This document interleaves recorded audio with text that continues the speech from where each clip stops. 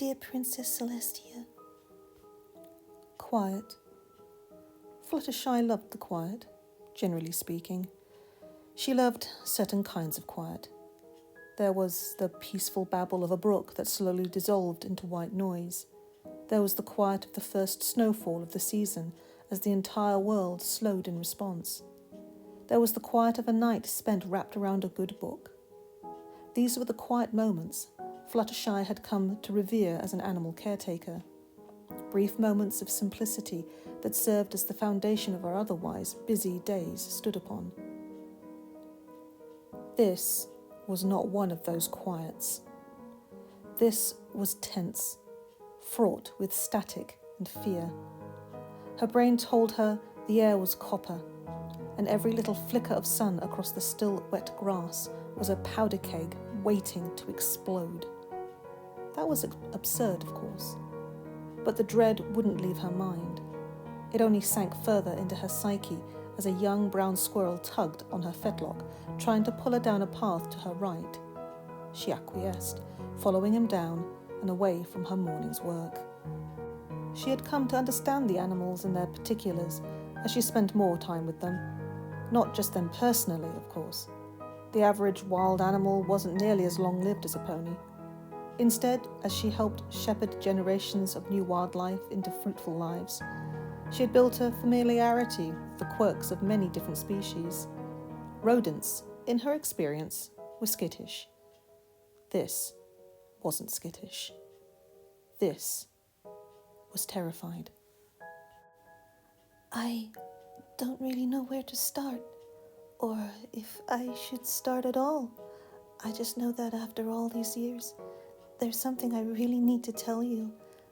I have a few questions I want to ask first. You don't have to answer them right away. Just spend some time thinking about them while you read the rest of my letter. The first question I had was, has a pony ever brought another living thing back from the dead? The first thing that she noticed was the smell. She had smelled death and all its attendants before. She had stumbled upon corpses, 2 weeks rotten, bloated with all the filth of decay. A dead animal should not smell like this. She gagged, dragging her trembling hoofsteps closer to the source of the stench. She was grateful it was obscured from view for now, as her stomach gave way, heaving her breakfast into the bushes that lined the path. The squirrel that had been guiding her had long since fled the scene. She couldn't blame the little guy. She felt awful that any other creature besides her had to be the first one to stumble upon whatever she was about to see.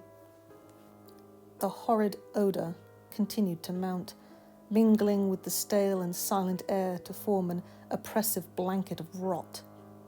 She wished it could have just stayed that, a smell. She wished on everything in the world, as she puked a second time, that it would have only ever been an awful smell. I know that's not the best way to open a letter to the princess, but I don't feel like I have much of a choice. Do you have nightmares? I do. About all sorts of things. It's usually really mundane things, like being late for school or my friends are leaving me alone to go to a party. Sometimes it gets really bad, and it makes me hard to sleep for a couple of days. Sometimes I get nightmares that don't leave me for weeks on end, that haunt even my daydreams and twist them into something that not even Princess Luna could save me from. What I'm about to tell you is a lot like one of those. Fluttershy recognised a corpse when she saw one. She could tell apart their causes even. An animal dying naturally was different from an animal killing another. This wasn't a natural death. This poor rabbit, splayed spread eagle across the packed dirt, had met a far worse fate. As she stood transfixed by its mangled remains, the smell seemed to fade into the back of her mind. All she could think about, all she could keep in her rattled and panic-stricken mind, was the image of a dead rabbit and the sound of birdsong. Birdsong? She tore her eyes away from the grisly scene and scanned the treetops around her. There wasn't a single flighty friend to be found, but still a jumbled haze of birdsong crashed into and through her thoughts. It was telling her something. She could do nothing but listen. I've never seen anything like it. The poor thing was split open from neck to groin, and all the parts of it were pulled back, like something had been studying it. Every organ was neatly organized and folded in ways that I knew they weren't supposed to be. Animals don't do that. Ponies, I hope, don't do that.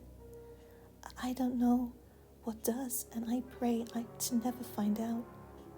That was bad enough already, but then the singing started. Fluttershy couldn't think. She couldn't speak. She could hardly see. Her vision was encompassed entirely by gore and viscera, her hearing stolen by a tangle of song, her thoughts a roaring wave of static, and one word over and over. Live. She cried out in pain as that word found its way to the forefront of her mind, drilling through her brain and threatening to burst from her fragile skull. Live.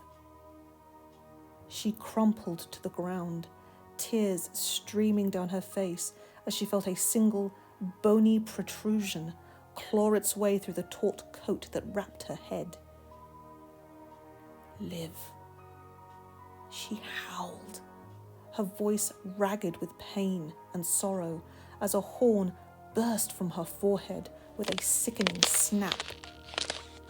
She howled until her voice frayed and gave way, choking out a desperate, wordless cry as pain coursed through every nerve in her trembling body. Live. Until the pain stopped, and she sat, watching as magic reached out to seize the slaughtered rabbit. Her magic, she surmised, blinking the blood from her eyes. Live. She spoke the command, as much as her ruined voice allowed her to speak, and she saw the threads of life begin to stitch the ruined corpse back together. It never happened again. The noise, the blood, the smell, it happened all at once, then never again. Like it was a nightmare, my own private slice of unreality. I know it was real, though. The rabbit I saved he's still around. For far longer than he's got any reason to be. The horn was gone when I woke up the next morning. So I guess I wanted to ask, do you hear the singing too?